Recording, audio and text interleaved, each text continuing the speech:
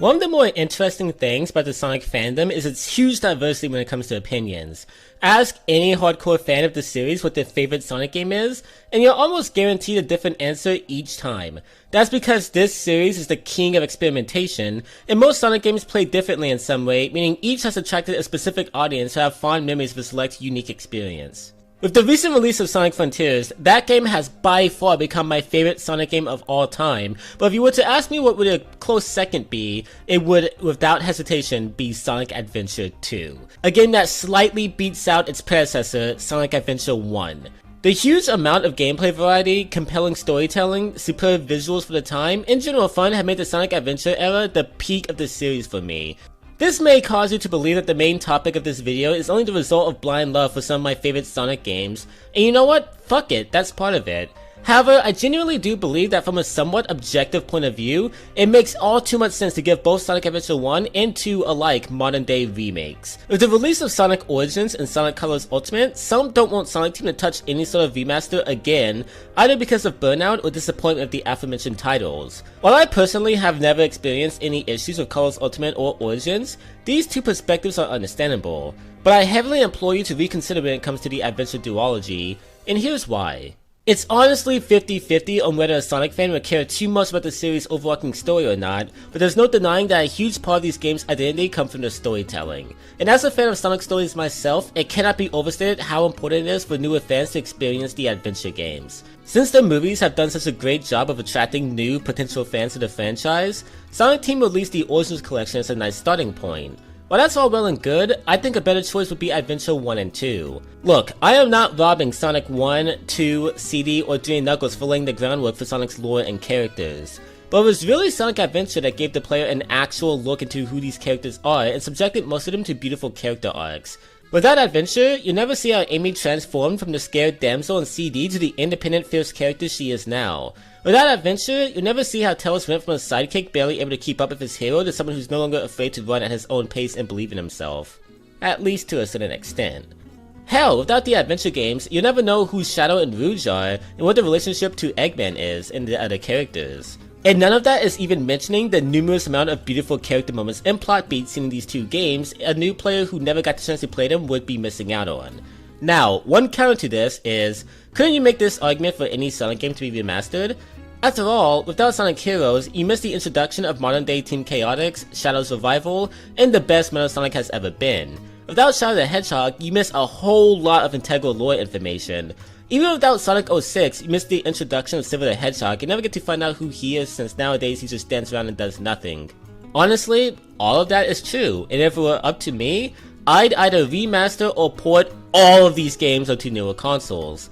I find game preservation to be vastly more important than most of these corporations do, and it's imperative you give all new fans a chance to experience some of these key moments.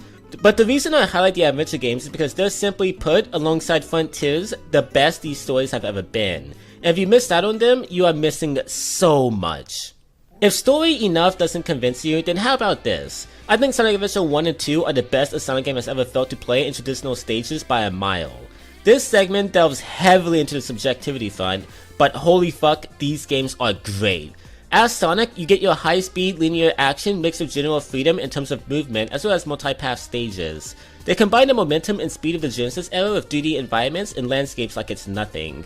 Right now on 8th and 9th generation consoles, your only options for 2D Sonic are Sonic Forces, a game that's far too linear, Sonic Colors Ultimate, a game many would argue is too easy and filled to the brim of 2D sections and gimmick levels, Team Sonic Racing, a literal racing game, and Sonic Frontiers, which plays amazingly, but ditches those smooth controls when it comes to traditional cyberspace stages. I like all of these games I just mentioned, but I think many would agree each of these games with the exception of Frontiers isn't 3D Sonic at his prime. So why not allow fans to play the two titles many would testify are the best 3D Sonic has ever been? This is literally easy money.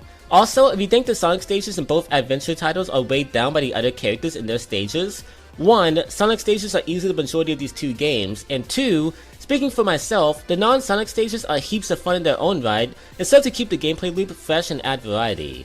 Except the fishing stages. Yeah, those can go. Unless they're like the Frontier ones. All in all, Sonic Adventure 1 and 2 are kick-ass games, and everyone deserves to experience them. If you've made it this far, you might be wondering why I keep using the word remake and not remaster.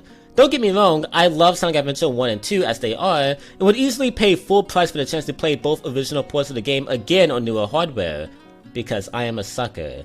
However, I think a simple spit and shine on these two legendary games would be a huge waste. I think I can speak for many when I say age has not been gentle with the adventure games.